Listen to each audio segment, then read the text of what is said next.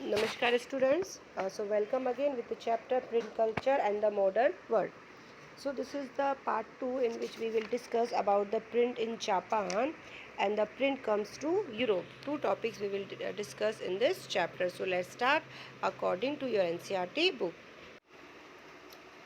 So student, in previous lecture we have discussed everyday life, culture and the politics. This thing we have discussed. Now next topic was print culture and the modern world, how the print cultures came and where first started in China, Japan and Korea. Then first printed book, it was calligraphy. About calligraphy we have discussed, imperial state in China, how the civil services were organized. So these all things we have discussed. Now today's topic is print in Japan. Fine student.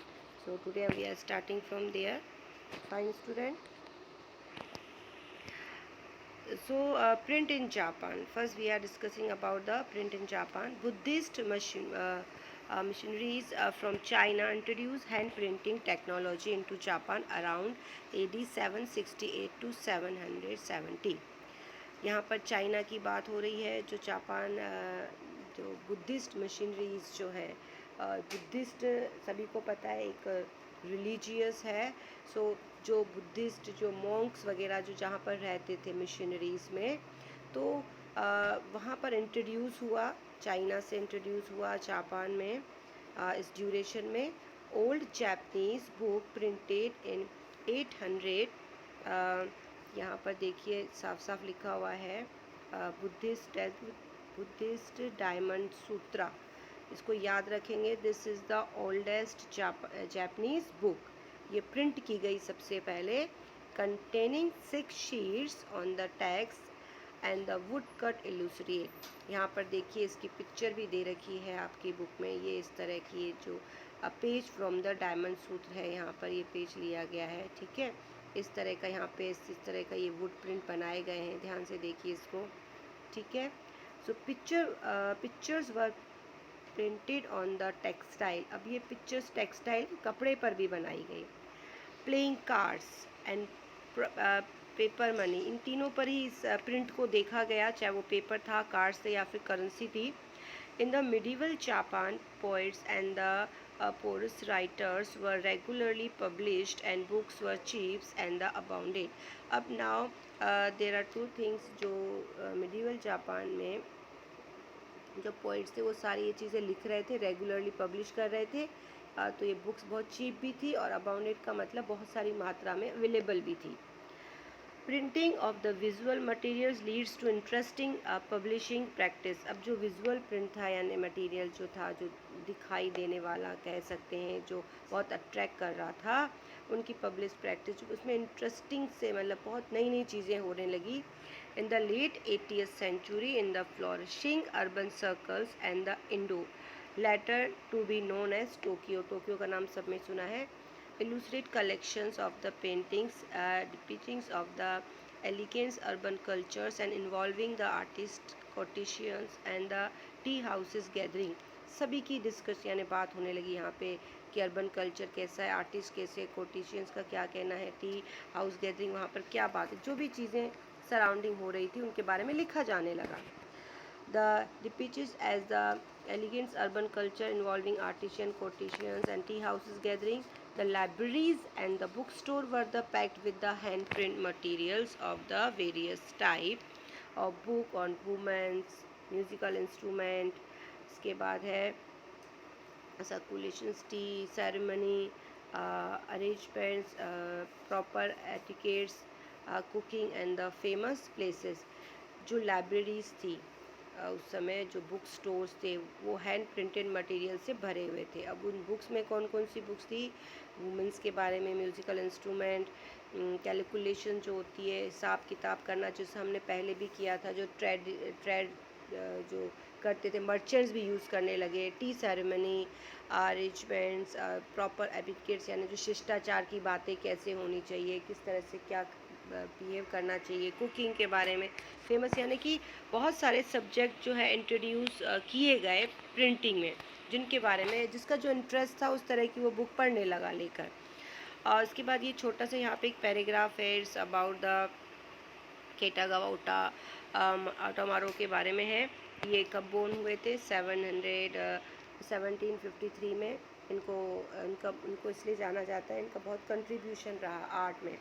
इनका जो invention था वो उसको ओकियो कहा जाता था। ओकियो का means मतलब होता है pictures of the floating words, यानी फ्लोटिंग जो चीज़ें हो रही थी उसको कंपोज किया उन्होंने, उसे क्या कहा जाता था? ओकियो।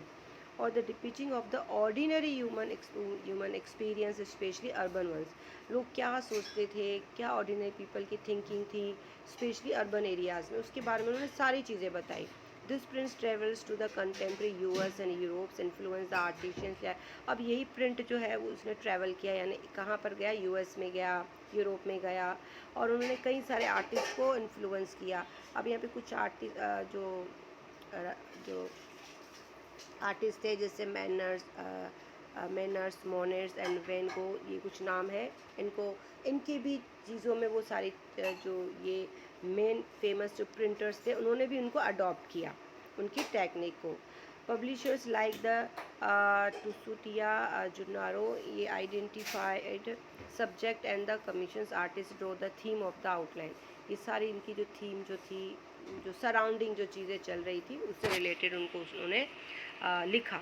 Then the skill wood covers the pasted the drawing, and the wood blocks cover the printing blocks, reduce the painter's lines, and in the process the original drawing would be destroyed and the only prints would survive. अब धीरे धीरे जो चीज़ें पहले हाथ से हो रही थी उसकी जगह पर किसका यूज़ किया जाने लगा? वुड का। तो कहीं ना कहीं ये जो हैंड प्रिंट है डिस्ट्रॉय हो रहा था जैसे जैसे वुड प्रिंट आया। ये यहाँ पे कुछ पिक्चर्स हैं, देखो। अब यहाँ पर ये मॉर्निंग सीन दिखाया गया है उकियो, जो जिसके बारे में मैंने बताया। क्या लिखा है? A man looks out the window at the snowfall while women preparing T and the perform the domestic duties. अब ये रेगुलर जो वर्क है उसके बारे में है। नेक्स्ट टॉपिक है the print comes to Europe. इस अभी तक हमने देखा कि जो प्रिंट जो कल्चर था it was in the China. So how this print culture came in Europe में किस तरह से आया ये? For the century, silk and the species from China followed into the Europe through the Silk Route. Silk Route के बारे में पहले भी, Silk Route का मतलब सिर्फ ये नहीं कि उससे सिर्फ सिल्क आता था, बहुत सारी जो एसेंशियल्स कमोडिटीज़ थी उनसे ट्रेड होता था सिल्क रूट के ज़रिए। In the 11th century Chinese paper reached Europe via the same route. उसी तरह से जो चाइनीज़ पेपर है वो भी इसी रूट से आया। Paper made the possible to the production of the manuscripts. अब पेपर से ही पॉसिबल हुआ किसका प्रोडक्शन? मैन्यूस्क्रिप्ट जो लिखी जाने लगी। केयरफुली रिटन बाय स्क्राइब्स, जिस पर जो स्क्राइब्स थे, जो लेखक जिनके बारे में हमने कल बात की थी, वो उस पर केयरफुली लिखने लगे पेपर पे। Then in the 1295 Marco Polo, इसको बहुत ध्यान से आप याद रखेंगे, जो मार्को पोलो है इनका बहुत कंट्रीब्यूशन रहा। A great explorer returned to the Italy after many years of the explorations of the China। जो बहुत साल चाइना में रहे, बहुत सारी चीज़ें एक्सप्लोर करी, उसके बाद वो इटली अपने कंट्री में वापस आए। और जब वो वापस आए मार्को पोलो, तो उसके साथ ये टेक्निक भी कहाँ पर आ गई? यूरोप में। As you read, China already had the technology of woodblock painting। जैसा कि हमने पहले भी किया कि चाइना में कौन सी थी ऑलरेडी जो ये टेक्नोलॉजी थी, वो थी किसकी? वुड ब्लॉक पेंटिंग की। Fine. Marco Polo brought this knowledge back with him. वो अपने साथ इस नॉलेज को भी इटली में लेकर आए। इटली यूरोप में है तो यूरोप में आई है technique. Now Italians began producing books with the wood block.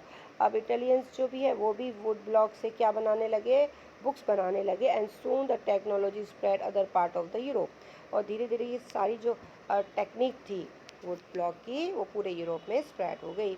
Luxury editions were still hand writtens on the very expensive volumes. अभी भी लग्जरी यानी कि जो लग्जरी एडिशंस थे, जो बहुत रॉयल चीज़ें लिखी जाती थी, वो अभी भी हैंड रिटन ही लिखी जाती थी। बाकी वो बहुत एक्सपेंसिव भी होती थी वो वॉल्यूम्स, बट वो किसके लिए होती थी? Mean for the aristocratic circles, जो राजा महाराजा किंग्स वगैरह होते थे। Rich monastic libraries which the scoffed to print books at the cheap vulgarity. और बाकी जो चीज़ें प्रिंट हो रही थी इनके अलावा वो बहुत चीप थी, बहुत वल्गरिटी थी उसमें। वल्गरिटी का मतलब यहाँ पे हो गया कि कहीं ना कहीं कुछ लिमिटेशंस नहीं थी उन पर। Merchants and students in the universities town broad the cheapest printed copies. अब जो मर्चेंट्स और स्टूडेंट्स थे वो यूनिवर्सिटी के वो ये इन चीप बुक्स को ख़रीदने लगे। उनकी कई सारी जो कॉपीज़ बन रही थी जो चीप थी उन्हें वो ख़रीदने लगे और पढ़ने लगे। As the demand for book increase, book sellers all over Europes began exporting books to many different country. Now production increase हो गया था, ठीक है। तो ये सारी जो बुक सेलर्स थे उन्होंने उनको एक्सपोर्ट करना शुरू किया, दूसरी कंट्रीज़ में वो बुक्स को बेचना शुरू किया क्योंकि इनकी डिमांड बहुत ज़्यादा बढ़ चुकी थी। Book fairs were held in the different places. मेले लगाए जाने लगे, बुक फेयर्स होते हैं कहीं, वो अलग अलग जगहों पर लगाए जाने लगे। Productions and the hand written manuscripts were also organise in the new ways to meet the expanded demanded. अब जो भी हैंड रिटन मैन्यूस्क्रिप्ट्स थी, जो भी वो जो है उनका बहुत ज़्यादा डिमांड बढ़ चुका था। स्क्राइब्स और skill head writers were no longer slowly employed by the wealthy or the influential patrons but increasingly by the bookseller as well। अब जो स्क्राइब्स थे कहीं ना कहीं पहले जब उनकी बहुत ज़्यादा डिमांड थी, अब वुड ब्लॉक के आने के बाद कहीं ना कहीं उनकी डिमांड भी कम होने लगी। More than 50 scribes often work for the one book seller. अब यहाँ पे अभी भी जो स्क्राइब्स थे जो लिखते थे चीज़ों को, उनकी डिमांड ज़्यादा थी। कम से कम एक बुक सेलर के यहाँ पे कितने स्क्राइब्स होते थे? 50 जो कॉपीज़ बनाते थे उन बुक्स की। But the production of hand written manuscripts could not be satisfy the ever increasingly demand for books. लेकिन डिमांड्स बहुत ज़्यादा थी, लोग को पढ़ने का बहुत ज़्यादा क्रेज़ था। अब वो उतनी कॉपीज़ नहीं बना पा रहे थे जितनी डिमांड्स थी। So copying was the expensive, laborious and time consuming business. अब उसको कॉपी करना बहुत एक्सपेंसिव था, लेबोरियस, बहुत ज़्यादा वर्क लगता था, बहुत ज़्यादा टाइम लगता था। The manuscripts were the fragile and to handle. अब देखिए जो मैन्यूस्क्रिप्ट्स हैं वो फ्रेगल भी हो जाती थी, यानी कि ख़राब भी हो जाती थी, क्योंकि वो किसी स्टफ़ पे लिखा जाता था, उसे हैंडल करना and could not be carried around the ready easily. और कहीं पर उसे ले जाना बहुत ज़्यादा मुश्किल था, आसान नहीं था। Their circulation therefore remain the limited. उनका सर्कुलेशन अभी भी लिमिटेड ही था मैन्यूस्क्रिप्ट्स का। With the growing demands of books, wood block printed gradually become more and more popular. और इन डिमांड, बुक की डिमांड के साथ जो वुड ब्लॉक प्रिंटिंग थी उसकी डिमांड बहुत ज़्यादा बढ़ने लगी। By the early 50th century, wood blocks were being widely used in Europe to print the textiles, playing cards and the religious pictures with samples and brief texts। Now देखिए यहाँ पर would blocks जो है widely Europe में भी use होने लगा। किसके साथ आया था? मार्को पोलो के साथ आ गई थी ये टेक्निक। प्लेइंग कार्ड्स पर, रिलीजियस पिक्चर्स पर, कई जगहों पर वुड ब्लॉक का यूज़ किया जाने लगा।